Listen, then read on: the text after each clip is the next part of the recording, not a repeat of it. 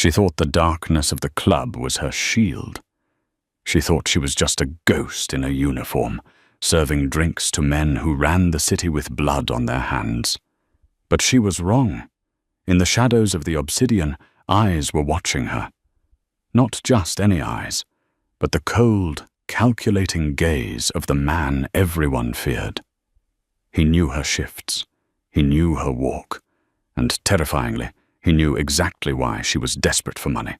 She was working to save her mother, unaware that the devil sitting in the VIP booth had already bought her soul. He was just waiting for the right moment to collect. The bass of the music inside the obsidian wasn't heard. It was felt. It vibrated through the floorboards, up through the soles of Lydia's cheap black flats, and settled deep in her chest, mimicking the anxiety that had lived there for 6 months. Lydia adjusted the tray on her shoulder. It was heavy with crystal tumblers of scotch that cost more than her rent. She moved through the crowd like she had practiced, eyes down, efficient, invisible. That was the rule in a place like this. The Obsidian wasn't just a nightclub in downtown Chicago. It was a fortress. It was neutral ground for politicians who wanted to sin and criminals who wanted to do business. Table 4 needs a refill, Lyd. The bartender, a scarred older man named Mick, shouted over the thrum of the music.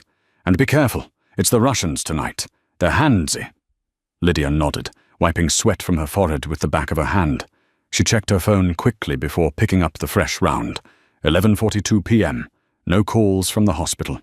That was good. No news was good news when your mother was sitting in the ICU, recovering from her 3rd round of chemo for stage 4 ovarian cancer. The bill was due in 3 days, $40,000.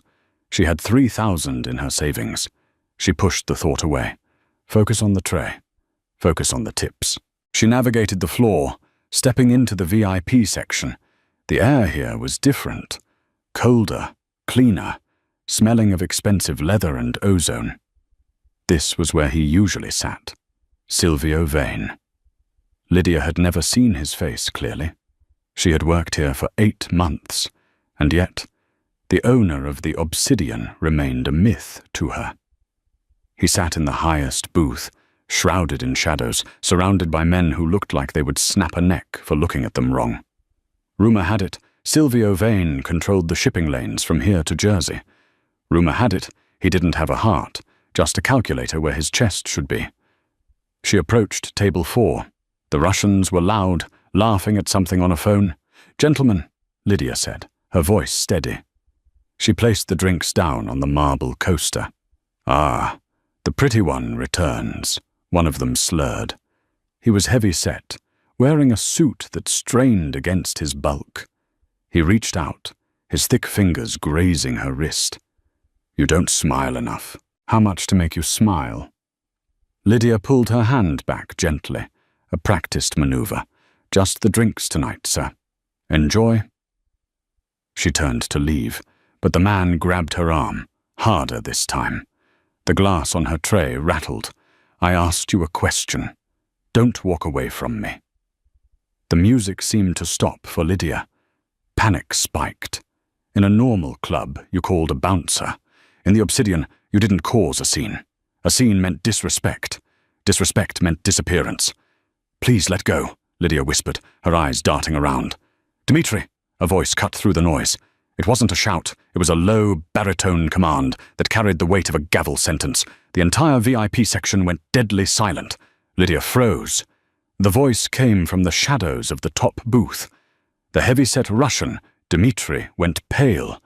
He released Lydia's arm as if it were on fire. He looked up towards the darkness. "Mr. Vane, I was just having fun." "You are touching my staff," the voice said again. A figure shifted in the booth. Lydia saw the glint of a gold watch, the rim of a whiskey glass, and then a face stepping partially into the dim amber light. He was younger than the rumors suggested, maybe early 30s, sharp jawline, hair black as ink and slicked back, and eyes, God, his eyes, were a piercing, unnatural grey. They weren't looking at Dmitri. They were looking directly at Lydia. "Go back to the bar, Lydia," Silvio Vane said. He knew her name. Lydia didn't wait. She bolted, her heart hammering against her ribs like a trapped bird. She rushed back to the safety of the bar, her hands shaking as she set the tray down. "You okay?" Mick asked, eyeing the VIP section nervously. "He knows my name," Lydia whispered, gripping the counter. "Mick, how does the boss know my name? I've never spoken to him." Mick polished a glass, looking away. "Silvio Vane makes it his business to know everything within these walls, kid. Just be glad he stepped in. Dmitri won't be coming back." Lydia looked back towards the VIP section. The Russian table was empty. Dmitri and his friends were being escorted out by 3 massive security guards. Silvio Vane was gone, the shadows of his booth empty. But the feeling remained. The sensation of eyes on her back. It felt like a target. Or maybe a leash. 2 nights later, the pressure was suffocating. Lydia sat in the break room, staring at the screen of her phone. The hospital billing department had left a voicemail. "Miss Sterling, we need to discuss the payment plan for your mother, Sarah Sterling. If the deposit isn't made by Friday, we may have to pause the immunotherapy." Lydia put her head in her hands. She was working double shifts. She was eating instant noodles. She had sold her car. It wasn't enough. It was never enough. She wiped her eyes, fixed her eyeliner, and went back out to the floor. It was a Tuesday, usually slow, but the club was packed. There was a tension in the air tonight. More guards than usual. Lydia was assigned to the Gold Room, a semi-private area for high-stakes poker. As she served drinks, she listened to the snippets of conversation.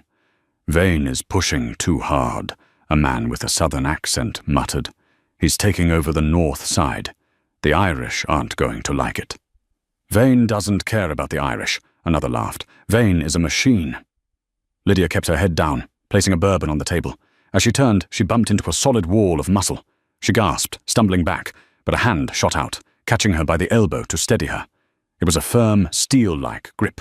She looked up and up. Silvio Vane was standing inches from her. Up close, he was terrifyingly handsome. He smelled of sandalwood, rain, and something metallic, like gun oil. His grey eyes were scanning her face, searching for something. I'm so sorry, Mr. Vane," Lydia stammered. "I didn't see you."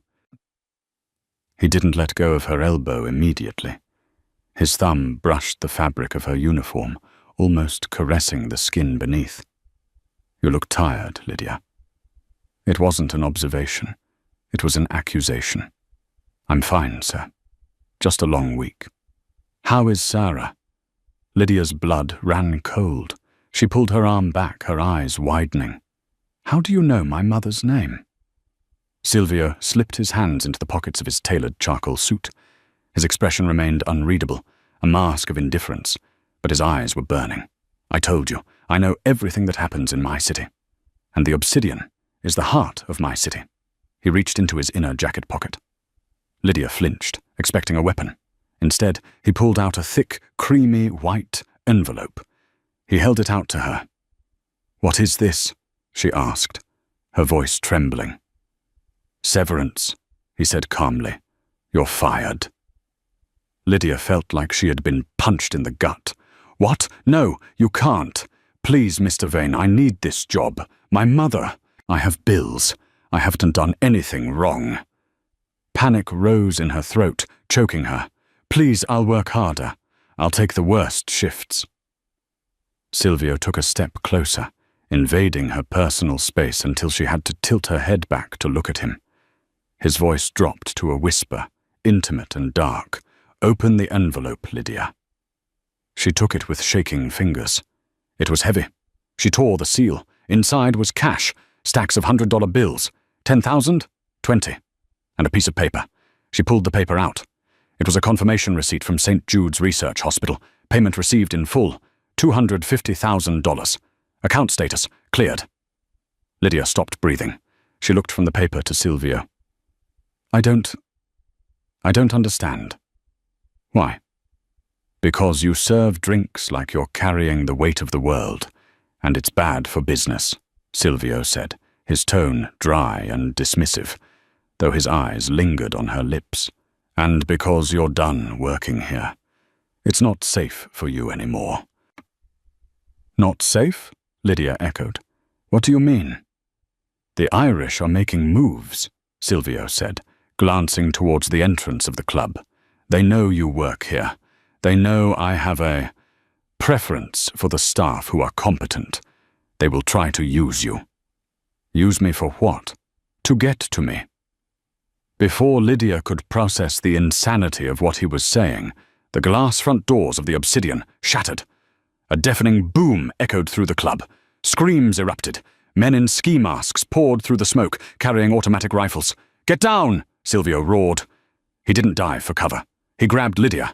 He wrapped one arm around her waist and threw her behind the solid oak bar, covering her body with his own. Gunfire erupted, chewing up the wood and glass above their heads. Shards of expensive liquor bottles rained down on Silvio's back, but he didn't flinch. He just held her tighter, his face buried in her neck. "Stay down," he growled against her skin. He pulled a black handgun from a holster at the small of his back. "And cover your ears." Lydia curled into a ball, sobbing dry, terrified tears. The man who had just paid her mother's medical bills was now shooting back at intruders over her head.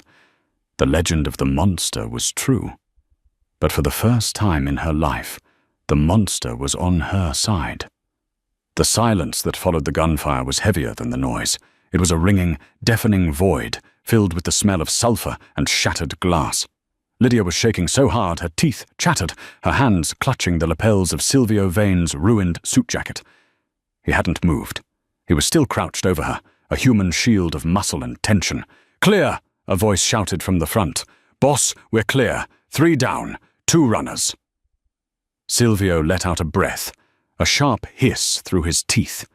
He holstered the gun in a fluid motion and pulled back slightly, his hands gripping Lydia's shoulders. "Lydia," he said. His voice wasn't loud, but it cut through the ringing in her ears.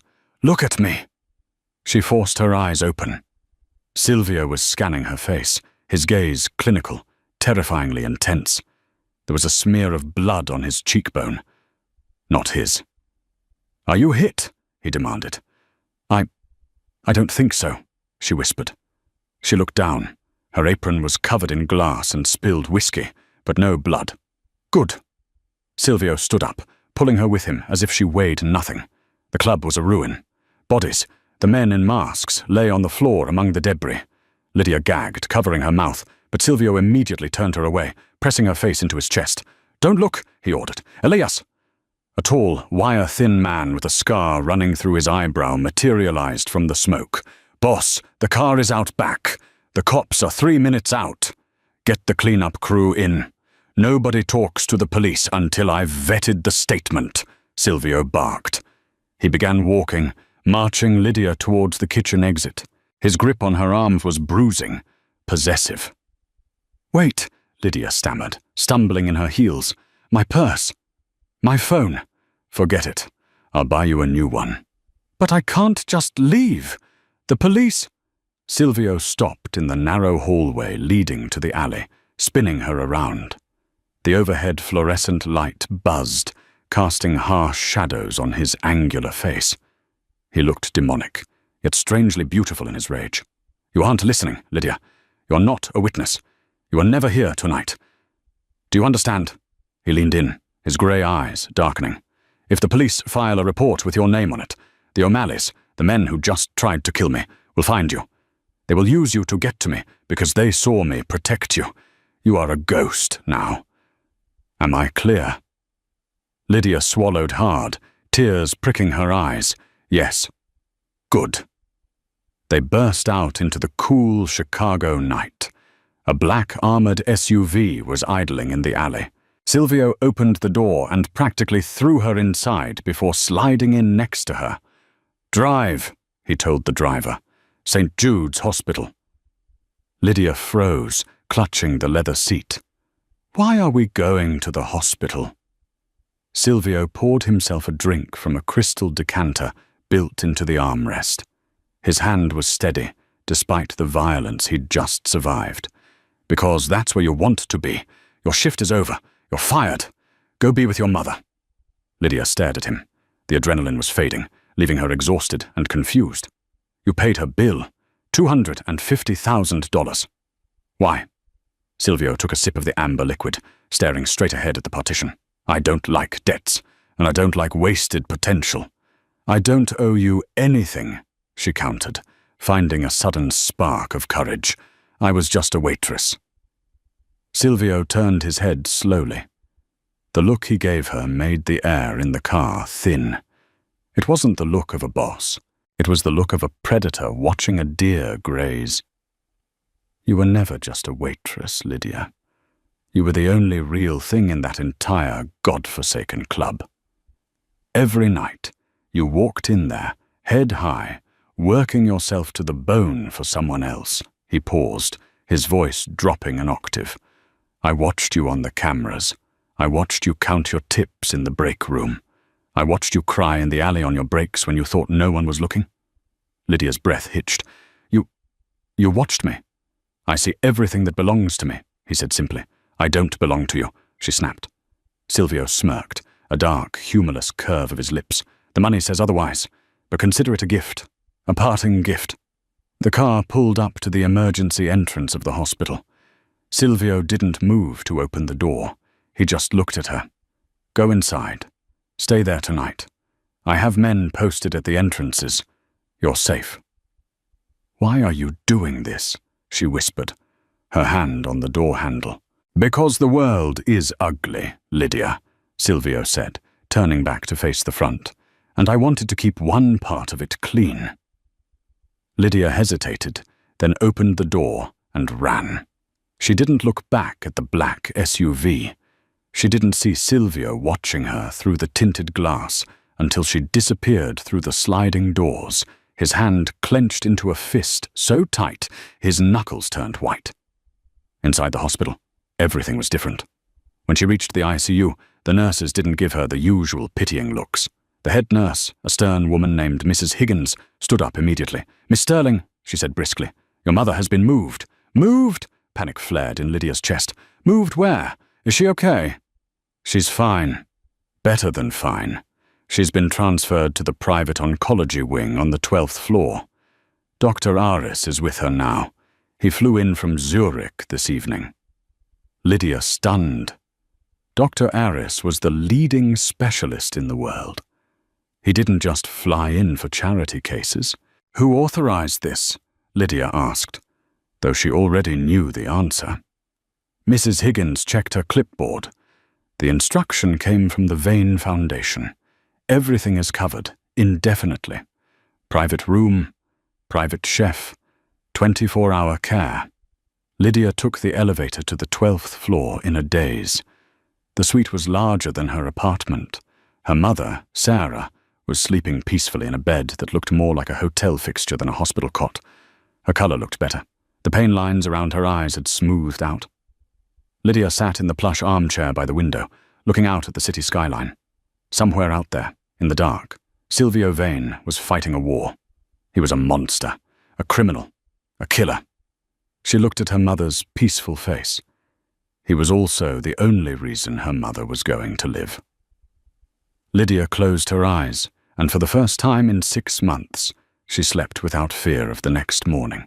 But in her dreams, the grey eyes of the devil watched her, and the terrifying part was, she didn't want him to look away.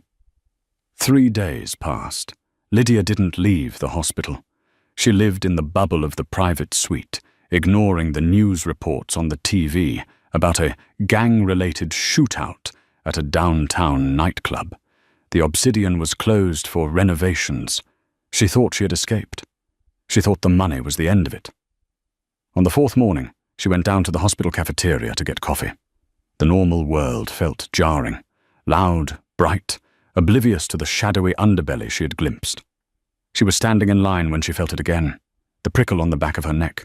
She spun around, standing by the condiment station, looking completely out of place in a cashmere turtleneck and a long trench coat, was Elias, the man with the scar, Silvio's right hand. He wasn't looking at her. He was watching the entrance. Lydia abandoned her coffee and walked over to him. "Why are you here?" Elias looked down at her, his face impassive. "Mr. Vane pays me to ensure your safety. There was chatter on the wire." "What kind of chatter?" "The Irish knows who you are. They know you were the girl behind the bar. They think you matter to Silvio." "I don't matter to him," Lydia insisted, though her voice shook. "He fired me." "He paid $250,000 for you," Elias said dryly. "In our world, that's a claim stake, Miss Sterling.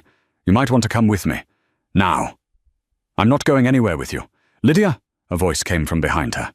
She jumped. Silvio was standing right there. He looked different in the daylight, less like a myth, more like a man, but a dangerous man. He wore dark sunglasses, but she could feel the fatigue radiating off him. He had a bandage on his left hand. "We need to talk," Silvio said. "Not here." "I'm not leaving my mother. Your mother is safe. I have 2 men outside her door and 1 on the roof. But you—" He stepped closer, lowering his voice. "You are a walking target. Declan O'Malley thinks you're my mistress." Lydia flushed. "That's ridiculous. Is it?" Silvio removed his sunglasses. The grey eyes were bloodshot. "I took a bullet for you, Lydia. I broke my own rules for you. In the eyes of the city, you are mine. And if they can't kill me, they will take you to hurt me." Lydia felt the trap snap shut. "So what do I do?" "You come with me," Silvio said. "I have a safe house, a penthouse in the spire, secure access, bomb-proof glass. You stay there until I handle the Irish." "Handle them? You mean kill them?" "I mean handle them," Silvio said, his voice hard. "Do not ask questions you don't want the answers to." "And if I refuse?" Silvio looked around the busy cafeteria. "Then I pull my men. I pull the funding. And I let you take your chances on the street. But know this. Declan O'Malley doesn't kill quickly. He likes to send pieces back to the owner first." It was a threat, but it wasn't malicious. It was a statement of fact. Silvio was showing her the cliff edge. Lydia looked up at him. She hated him in that moment. She hated his power, his money, and the way he had woven himself into her life without her permission. "I hate you," she whispered. "I know," Silvio said softly. He reached out, his fingers brushing a stray lock of hair behind her ear. The touch was electric, sending a jolt straight to her toes. "But you'll be alive to hate me. That's enough." "Fine," Lydia said, defeated. "I'll go." "Good girl." The drive to the spire was silent. The building was a needle of glass piercing the clouds, the tallest residential building in Chicago. Silvio drove into a private underground garage that required a retinal scan to enter. The elevator ride was seamless, lifting them 50 stories into the sky in seconds. When the doors opened, Lydia gasped. The penthouse was a palace of glass and steel. Floor-to-ceiling windows offered a 360-degree view of the city. The furniture was modern, stark, and lonely. It didn't look like a home. It looked like a command center. "The guest room is down the hall to the right," Silvio said, tossing his keys on a marble table. He walked over to a wet bar and poured a drink. He looked exhausted, his shoulders slumping slightly now that the doors were locked. "How long do I have to stay here?" Lydia asked, standing awkwardly in the center of the vast living room. "As long as it takes." Silvio downed the drink. He turned to look at her, leaning back against the counter. "You have everything you need. Food, clothes. I had a wardrobe brought in. A library. A gym. Just don't leave the apartment. And don't go near the windows without the blinds drawn." Lydia walked over to him. She stopped 3 feet away. The anger was bubbling up again, mixing with the gratitude in a confusing cocktail. "You changed my life without asking me," she said. "I saved your life," he corrected. "You bought it," she countered. "Let's be honest, Silvio. You bought me." Silvio set the glass down with a sharp clink. He closed the distance between them in 2 long strides. He towered over her, his presence overwhelming. "If I had bought you, Lydia," he murmured, his voice rough like gravel, "you would be in my bed, not the guest room." Lydia's breath caught. The air crackled with sudden, raw tension. She looked up at his lips, then his eyes. He wasn't joking. "Is that what you want?" she challenged, her heart pounding so hard she thought he must hear it. "Is that the severance package?" Silvio stared at her for a long, agonizing moment. His gaze dropped to her mouth, lingered there, and then he stepped back, a muscle feathering in his jaw. He looked like a man restraining a starving animal. "Go to your room, Lydia," he said, turning his back to her. "Lock the door, and don't come out until morning." "Why?" "Because," Silvio said, looking out at the city he ruled, "I am not a good man. And right now, I am very close to forgetting that I am supposed to be protecting you, not ruining you." Lydia stood there for a heartbeat, trembling. Then she turned and fled down the hall. She locked the door. She leaned against it, sliding down to the floor. She was a prisoner in a golden cage. But as she touched her lips, remembering the heat of his gaze, she realized the terrifying truth. She wasn't afraid of Declan O'Malley. She wasn't afraid of the Irish mob. She was afraid of how much she wanted Silvio Vane to open that door. The first 48 hours in the penthouse were a study in silence and suffocation. Lydia paced the marble floors like a caged tiger. The view of Chicago was breathtaking, a sea of glittering lights, but it felt like a mockery. Down there, people were living normal lives.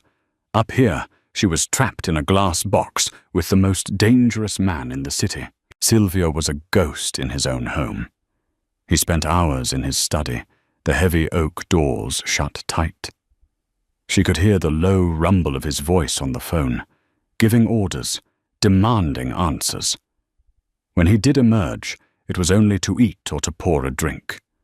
He avoided looking at her, as if she were the sun, and looking too long would burn his retinas. On the 3rd night, a storm rolled in off Lake Michigan. Thunder rattled the thick glass panes. Lydia couldn't sleep. She wandered into the living room, wrapping her silk robe tighter around herself. She froze. Silvio was sitting on the leather sofa, facing the window. The lights were off, illuminated only by the flashes of lightning. His shirt was unbuttoned, hanging open, and he was holding a rag to his side. He hissed in pain, his head falling back against the cushion. "You're hurt," Lydia said, her voice cutting through the dark. Silvio flinched, his hand instinctively going for the gun on the coffee table before he registered. It was her. He relaxed, but only slightly. "Go back to bed, Lydia. You're bleeding." She walked closer, ignoring his command. "Is that from the club?" "It's a graze. Stitches pulled. It's fine." "It's not fine." Lydia reached the sofa. She saw the dark stain spreading on the white rag. "Let me see." "Lydia, don't." "I spent 6 months taking care of a mother with stage 4 cancer, Silvio. I know how to dress a wound. Now move your hand." Her tone surprised him. It was authoritative, stripped of fear. Slowly he lifted the rag. The wound was an ugly, angry slash across his ribs where a bullet had grazed him days ago. It was infected, the skin around it hot and red. "You idiot," she whispered, her heart twisting. "You've been walking around like this?" "I've had other things on my mind. Stay here." Lydia ran to the bathroom, grabbing the first aid kit. She returned, kneeling on the floor between his legs. The position was intimate, dangerous. She could feel the heat radiating off his thighs. She cleaned the wound with antiseptic. Silvio didn't make a sound, but his muscles jumped under her fingers. His skin was hard, scarred from a life of violence, but smooth. "Why didn't you get a doctor?"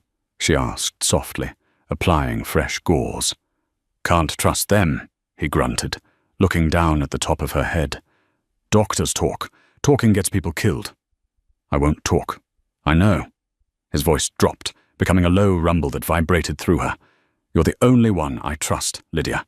That's the problem." Lydia finished taping the bandage. She looked up. Their faces were inches apart. In the flash of lightning, she saw the raw hunger in his eyes. It wasn't just desire. It was desperation. "Why is that a problem?" she whispered. Silvio reached out, his hand cupping her cheek. His thumb traced her lower lip. "Because in my world, weaknesses are exploited. And you are a weakness I can't afford. But God help me, I can't let you go." He leaned in. Lydia's breath hitched. She closed her eyes, tilting her head back, waiting for the kiss she had been terrified of and craving in equal measure. Ping! A soft digital chime echoed through the room. Silvio froze. His hand dropped from her face. His eyes snapped to the elevator panel on the far wall. The digital display, usually black, was glowing red. "Override authorized." "Get down," Silvio whispered. The romantic tension vanished, replaced instantly by lethal coldness. "What? Get down!" He tackled her off the floor, rolling them behind the heavy leather sofa just as the elevator doors pinged open. There was no pause, no freeze, just the mechanical thwip, thwip, thwip of silenced assault rifles. Bullets shredded the leather cushions above their heads. Feathers and foam exploded into the air. "Stay here," Silvio commanded. He didn't have his gun. It was on the table, 5 feet away, in the line of fire. 4 men in tactical gear stepped out of the elevator. They moved with military precision. "Vane is in the living room," one whispered into a comms unit. "Secure the girl. Kill the target." Silvio looked at Lydia. His eyes were wild. "Do you trust me?" "Yes," she sobbed. "Count to 3, then run for the hallway." "What are you going to do?" "I'm going to be the monster. 1, 2, 3. Lydia scrambled up and sprinted for the hallway. "Target moving!" a gunman shouted. Gunfire erupted, chasing her heels. But Silvio didn't run away. He ran at them. He launched himself over the sofa, a blur of violence. He tackled the lead gunman, snapping the man's arm like a twig and using the body as a human shield against the other 3. Lydia reached the hallway and looked back. It was a scene from a nightmare. Silvio was a whirlwind. He disarmed the second man, shot the third in the throat with the stolen rifle, and kicked the fourth through the glass coffee table. It was over in 10 seconds. Silvio stood amidst the carnage, chest heaving, blood dripping from his fresh bandage. He didn't look human. He looked like the god of war. He walked over to the dead leader and ripped the comms earpiece out. He listened for a second, then crushed it under his boot. He turned to Lydia. His face was spattered with red. "We have to leave," he said, his voice void of emotion. "Now, they have the security codes. The building is compromised." "Who?" Lydia asked, shaking uncontrollably. "Who has the codes? This is a fortress." Silvio grabbed a bag from the closet. He had it packed and ready. He grabbed her hand, pulling her towards the service stairwell. "Not the Irish," he said grimly. "The Irish don't have this kind of tech. This was an inside job.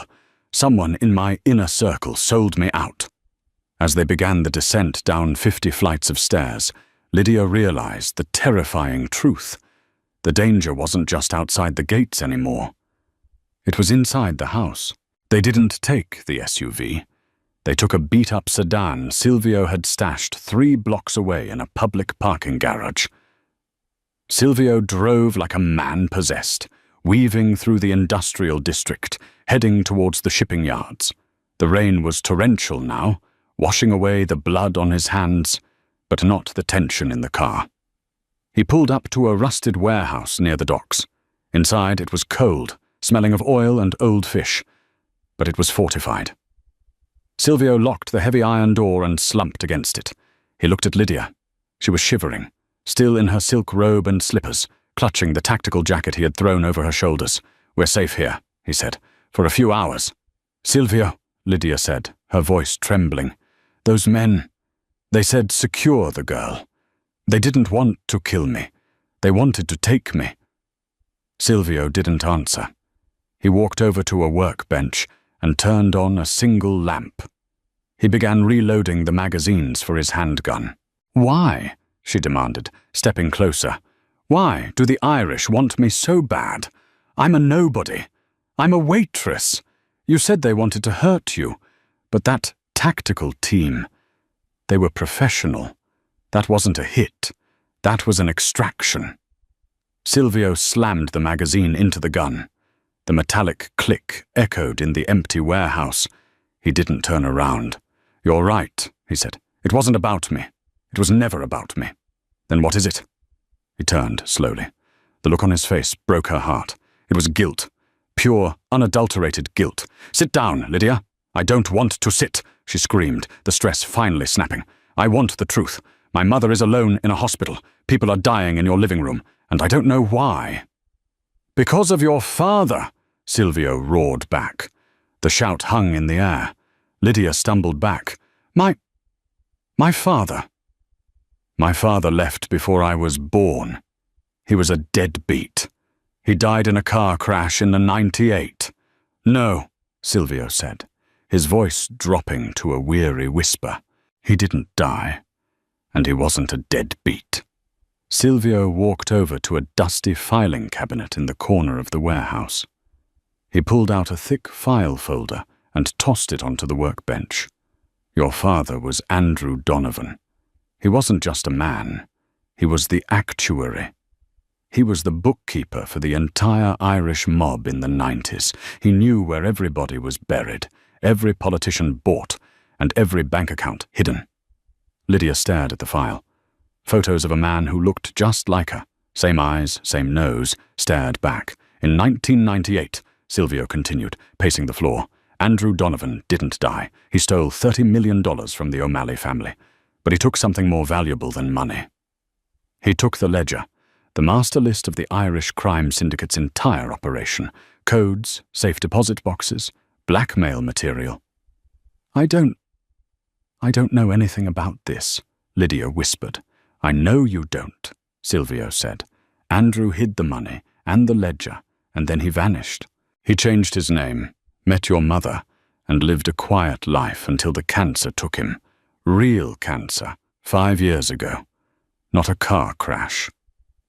So, Lydia's mind was racing. The O'Malleys think I have it? They think you're the key, Silvio said. They believe Andrew left a breadcrumb trail for you. That's why they were watching you at the club. That's why Dimitri was touching you. He was checking for a wire, or a key, or anything. Lydia felt sick. The world was spinning. And you? She looked up at Silvio, betrayal rising in her throat like bile. Is that why you were watching me? Is that why you gave me the job? Is that why you paid my mother's bills? Silvio looked away. A muscle feathered in his jaw. Tell me the truth, Silvio. Yes, he admitted. The word was a knife. At first, I wanted the ledger. It would destroy my competition. I tracked down Andrew's daughter. I put you in the obsidian so I could keep an eye on you, to see if you knew anything, or if your father had left you a message. Lydia gasped. She felt dirty, used. It was all a lie. The protection, the kindness. You were just waiting for me to lead you to the money. It started that way, Silvio said, stepping toward her, his hands out pleadingly. But Lydia, listen to me. I watched you for months. I watched you work yourself into the ground for your mother. I watched you treat people with kindness in a world full of filth. Somewhere in the middle of all that, I stopped looking for the ledger, and I started looking at you. Don't lie to me. I am not lying. Silvio grabbed her shoulders, pulling her close. His eyes were burning with intensity. Why do you think I fired you? Why do you think I paid the bill and tried to send you away? Because I knew the Irish were getting close, and I didn't care about the money anymore. I just wanted you to be safe. I was willing to lose the war just to keep you out of the crossfire. Lydia searched his face. She wanted to see deception. She wanted to see the monster. But all she saw was a man who was terrified of losing her. You knew who I was, she whispered, tears streaming down her face, and you didn't tell me. I wanted to protect you from your history, Silvio said. But history has a way of catching up. Suddenly, A heavy thud echoed against the iron door of the warehouse. Then another. Silvio spun around, drawing his gun. "They found us. The tracker must be on the car." "What do we do?" Lydia asked, fear replacing the anger. Silvio looked at the back exit, then at her. He reached into his pocket and pulled out a small silver key. He pressed it into her hand. "There is a boat at the end of the pier. The Valkyrie. It's gassed up. Take it. Go north. Don't stop until you hit Canada." "What about you?" Silvio cocked the gun. He looked at the iron door, which was beginning to buckle under the blows of a battering ram. "I'm going to finish this," he said. "The O'Malleys want a war. I'm going to give them a massacre." "No!" Lydia grabbed his arm. "I'm not leaving you. You have to. You're the target." "No, Silvio." Lydia's eyes widened as a memory flashed in her mind. A memory of her father. A lullaby he used to sing. A set of numbers he made her memorize when she was 5, telling her they were magic numbers for a rainy day. "I'm not leaving," she said, her voice steel, "because I don't have the ledger, but I think I know where it is." Silvio stared at her. "What?" "My father," she said fast. "He gave me a melody. It's not a song, it's a combination. It's a safety deposit box number." The door buckled again. The hinges screamed. Lydia looked at the door, then at Silvio. "If we give them the ledger, will they stop?" "No," Silvio said grimly. "But if I have the ledger, I can bury them." He looked at her, a fierce pride warring with his fear. "Can you remember it?" "Yes." "Then we don't run," Silvio said, turning back to the door with a dark, terrifying smile. "We stand our ground, and we take back the city." The iron door of the warehouse didn't just open. It exploded inward. The hinges screamed as a black tactical van slammed into the entrance, creating a bridge for the O'Malley soldiers to pour through. Silvio didn't hesitate. He wasn't just a man anymore. He was a force of nature.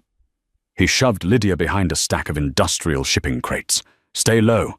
If you hear me go down, you run for that boat and don't look back. I'm not leaving you, Silvio," she shouted over the roar of the rain and the screech of tires. "You don't have a choice," Silvio yelled back. And then he stepped into the light. Gunfire erupted, a staccato rhythm that tore through the silence of the docks.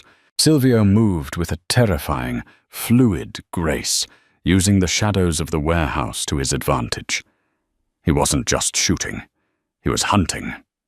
Every shot from his handgun found a mark. 2 men went down before they even realized where the fire was coming from. "Vane, enough!" A voice boomed from a megaphone outside the van. A tall man with shock-white hair and a face like hammered granite stepped out of the vehicle. Declan O'Malley. He wasn't wearing tactical gear. He was wearing a 3-piece suit, looking like he was going to a funeral. "You're outnumbered, Silvio," Declan shouted. "You're bleeding out. And the girl, she's the only reason you're still alive. Give her to me, and I'll let you die with some dignity." Silvio stepped out from behind a pillar, his gun lowered, but his finger on the trigger. He looked a mess, soaked, blooded, and exhausted, but his eyes were like cold steel. "You want the girl because you think she has the ledger," Silvio said, his voice carrying through the cavernous space. "But you're wrong, Declan. She doesn't have it." Declan laughed, a dry, raspy sound. "She's Andrew's daughter. He wouldn't have left her with nothing." "He didn't," Lydia said, stepping out from behind the crates before Silvio could stop her. "Lydia, get back," Silvio hissed. She ignored him, her chin held high. She was wearing a Mafia boss's tactical jacket over a silk robe, but in that moment, she looked more powerful than any of them. "You want the ledger? It's in the vault at the First National on Harrison. Box 4092. The combination is November 26th, 98. Declan froze. His eyes narrowed. "Why would you tell me this?" "Because," Lydia said, her voice steady, "I want my mother to live. And I want you to leave us alone. Take the money. Take the power. Just let us go." Declan looked at his men, then back at Lydia. A greedy glint appeared in his eyes. Check the numbers, he barked at a subordinate with a laptop. Silvio looked at Lydia, his heart in his throat. He saw the subtle wink she gave him. He realized then, she wasn't surrendering. She was baiting a trap. The numbers are valid, boss, the soldier whispered. It's a dormant account under the name A. Sterling. Good, Declan said, a smirk spreading across his face. Kill them both. I have what I need. But Silvio was already moving. Lydia's magic numbers weren't just a combination. They were a trigger.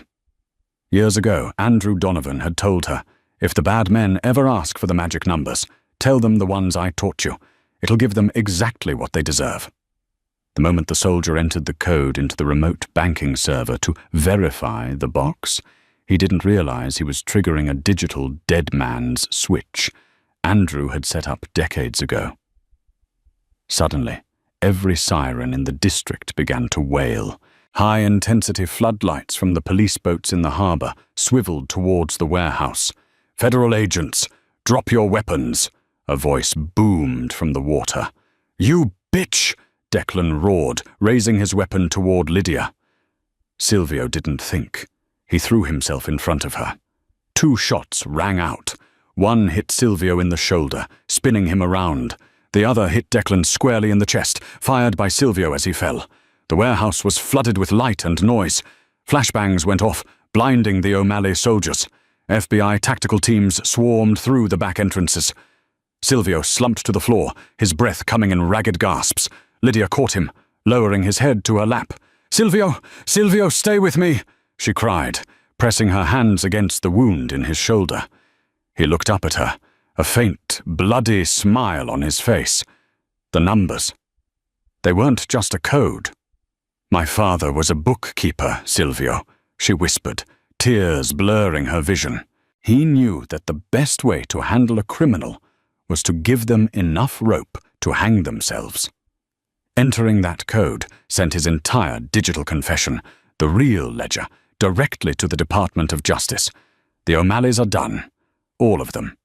"Smart girl," Silvio wheezed. "Your father would be proud." "Don't you dare close your eyes," she sobbed. "You owe me, Silvio Vane. You owe me a life that isn't lived in a club or a warehouse." Silvio reached up, his bloody fingers brushing her cheek. "I'm a monster, Lydia, you know that. You're my monster," she said, leaning down to press her forehead against his. "And I'm not letting you go." 6 months later. The sun was setting over the hills of a quiet estate in Tuscany. It was a long way from the grime of Chicago. Lydia sat on the porch, watching her mother walk through the garden. Sarah was in full remission, her hair growing back in soft silver curls. She looked younger than she had in years. The sound of a car engine echoed up the driveway. A black sedan pulled to a stop. Silvio Vane stepped out. He wasn't wearing a suit. He was wearing a simple linen shirt, the sleeves rolled up to reveal the scars on his arms. He looked thinner, but the darkness in his eyes had been replaced by a quiet peace. He had spent the last 6 months in a federal facility, trading his testimony against the remaining syndicates for a clean slate and a witness protection deal. He was no longer the king of Chicago. He was just a man. Lydia stood up as he reached the porch. "Is it done?" she asked. Silvio nodded, taking her hands in his. "The Vane Foundation is dissolved. The money is in a trust for the victims' families. I have nothing left, Lydia. No power, no throne, no club." Lydia smiled, pulling him close until their chests touched. She could feel his heart beating, strong, steady, and entirely hers. "Good," she whispered. "I never liked the obsidian anyway. It was too loud. Nun. Silvio laughed, a genuine warm sound that echoed through the Italian hills. He leaned down, kissing her with a passion that had been forged in gunfire and blood. "I followed you every move for months, Lydia Sterling," he murmured against her lips. "But from now on, I only want to follow you to one place." "Where's that?" "Wherever you are." They stood there together as the stars began to poke through the velvet sky, The waitress and the boss finally free from the shadows, starting a story that was finally, truly, their own. And that is the end of Lydia and Silvio's journey, a story of how the deepest secrets can lead to the strongest bonds. Sometimes the person watching you from the shadows isn't your enemy. They're the only one brave enough to stand between you and the light. If you enjoyed this tale of mafia romance, betrayal, and ultimate justice, make sure to hit that like button and share this video with someone who loves a good twist. Don't forget to subscribe and turn on the notification bell so you never miss our next dramatic storytelling session. What would you have done in Lydia's shoes? Let us know in the comments below. We read every single one. Thank you for listening, and we'll see you in the next story.